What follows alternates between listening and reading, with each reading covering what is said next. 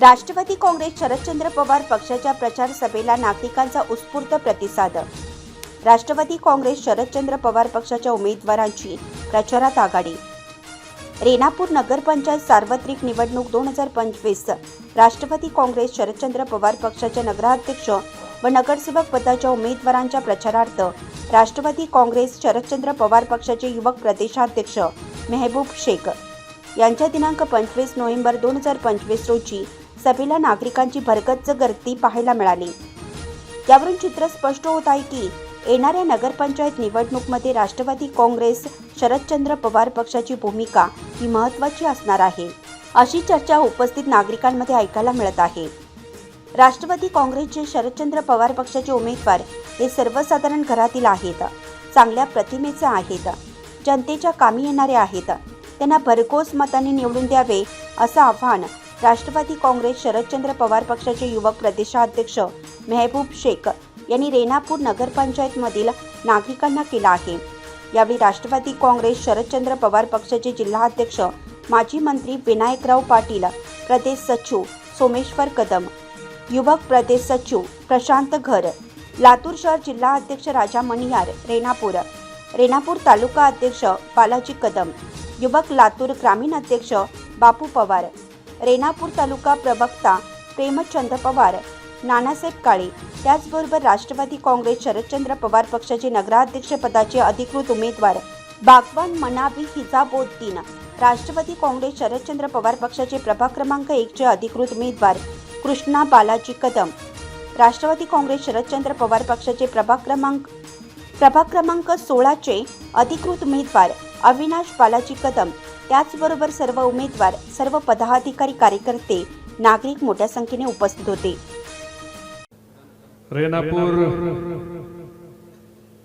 नगरपालिकेच्या राष्ट्रवादी काँग्रेस पक्ष शरदचंद्रजी पवार पक्षाच्या अधिकृत उमेदवार बागवान मन्नाबी निजामुद्दीन आणि आपल्या समोर ज्या सर्व उमेदवारांची ओळख करून दिली असे सर्व सन्माननीय उमेदवार यांच्या प्रचारार्थ आज आयोजित सभेला उपस्थित जिल्ह्याचे राष्ट्रवादी काँग्रेस शरदचंद्रजी पवार पक्षाचे जिल्हाध्यक्ष माजी मंत्री आदरणीय विनायकराव पाटील साहेब, लातूर शहराचे अध्यक्ष, त्याचबरोबर सोमेश्वररावजी कदम, बालाजी कदम तालुक्याचे अध्यक्ष प्रशांतजी घार, भरतजी सूर्यवंशी, के वडमारे, व्यासपीठावर उपस्थित रुपेशजी चक्रे, कत्तेजी आणि सर्वांची माफी मागतो। सर्व आदरणीय व्यासपीठ, खरं तर मगाशी बालाजीने भाषण करताना सांगितलं पाटील साहेब की ओपनची जागा आहे, कदाचित मी माझ्या घरातला उमेदवार हा उभा करू शकलो असतो, पण अल्पसंख्याक समाजाला संधी मिळाली पाहिजे म्हणून मी बागवान मन्नाबी निजामुद्दीन यांना उमेदवारी दिली। खरं तर बालाजी हाच शरदचंद्रजी पवार साहेबाचा विचार आहे की सर्व जाती धर्माला सोबत घेऊन जायचं। खरं ज्या मगाशी पाटील साहेब तुम्ही सांगितलं की ज्या हाताला ह्या जिल्ह्यात फक्त घ्यायचं माहितीये, द्यायचं काय माहित नाही। लोकसभेला आमचं घेता, विधानसभेला आमचं घेता, अरे साध्या नगरपालिकेला तरी आम्हाला द्यायचं शिका, मोठेपण दाखवा। देशमुखांनी एवढ्या कोत्या मनाचं असू नये। एखाद्या नगरपंचायत मध्ये जर शरद पवार साहेबांचे राष्ट्रवादीला नगराध्यक्ष दिलं तर बिघडलं कुठं? आम्ही प्रत्येक निवडणुकीत पक्षाचा आदेश आला, लोकसभेला देतो, विधानसभेला देते के नाही शहराध्यक्ष? देते ना, आपण पंजे कुछ मारते ना लोकसभा विधानसभा में, किसको मारे? एक बार कांग्रेस वाले भी तुतारी का बटन दबाने का सीखो, क्या फर्क गिरता तुतारी दबाए तो, मगर सब हम कुछ होना, ये बात कुछ हजम नहीं हुई। आता निवडणूक ही विकासाच्या मुद्द्यावर करा। आमच्या लाडक्या बहिणी जर भाजपवाले आले तर त्यांना विचारा आमचा पगार बंद का झाला?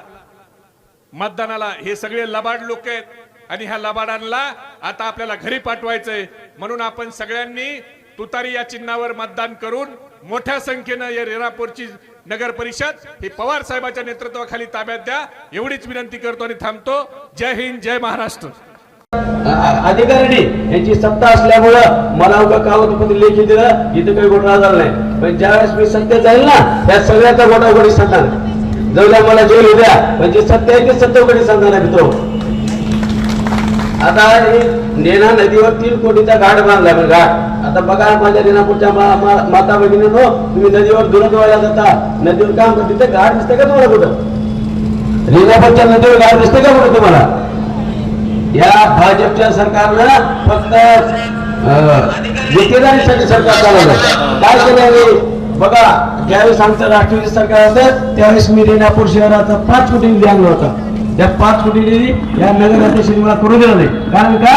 सत्तेपुढे शांत होत नाही मित्र हो. दिवस कुणाचे राहत नसतात, दिवस येत असतात, दिवस जात असतात. येणाऱ्या नगरपंचायत मध्ये तुम्हाला माहित आहे, माझ्या हातात सत्ता नसताना नदीकाठी सार्वजनिक संस्थांनी बांधले आहे. आपल्या गावामध्ये काही योजना, दुसऱ्या योजना राबल्यात. तुम्ही फक्त माझ्या हातात एक वेळ सत्ता द्या, या सत्तेचं सोनं करणार आहे. दुसरी बाजू साहेब, रेणापूर शहरामध्ये आता पूर्वी महाराष्ट्रामध्ये जनावरांचा बाजार नंबर 1 बाजार भरत होता. या बाजार हा मोठंही सांगितलं सत्ताधाऱ्यांनी. कारण का? याला त्या बाजाराचं रेणापूरच्या नागरिकांचं काही देणं घेणं नाही. मला वाटतं 15-20 दिवसाला पाणी सुटतंय ना आज. आता पाणी आपलं धनुष्याला आहे, धरण आपलं 7 किलोमीटर अंतर आहे, पण इकडे मंदिर आहे 9 कोटीची. महाराष्ट्र शासनाच्या जस महाविकास आघाडी सरकार होतं, आम्ही संजय बनसोडे राज्यमंत्री असताना 9 कोटीचा निधी आणलाय. त्या 9 कोटीचं काम आज 5 वर्ष 9 कोटीचं काम चालू आहे. काम फक्त कागदावर आहे. काय?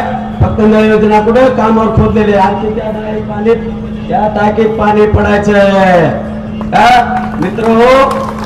यांना पैसे फक्त कागदार आहेत. येणाऱ्या काळामध्ये आणखीन जी काही स्वच्छता आहेत, समजा रेणापूरचा विकास आहे. मी सांगितलं होतं त्या इंजिनियरला की बाबा ही जागा आपल्या मालकीच्या रेणापूरच्या नागरिकांची, इथं 100 कॉम्प्लेक्स काढा. 100 लोक गरीबाचे तिथं म्हणजे दुकान बसतात. बघा गोरच्या धर्तीवर नगर परिषद काय करते, आवश्यक धर्तीवर गोरगरीबांना दुकानं काढून द्या. पाण्याची टाकी नदीकडे ठेवा.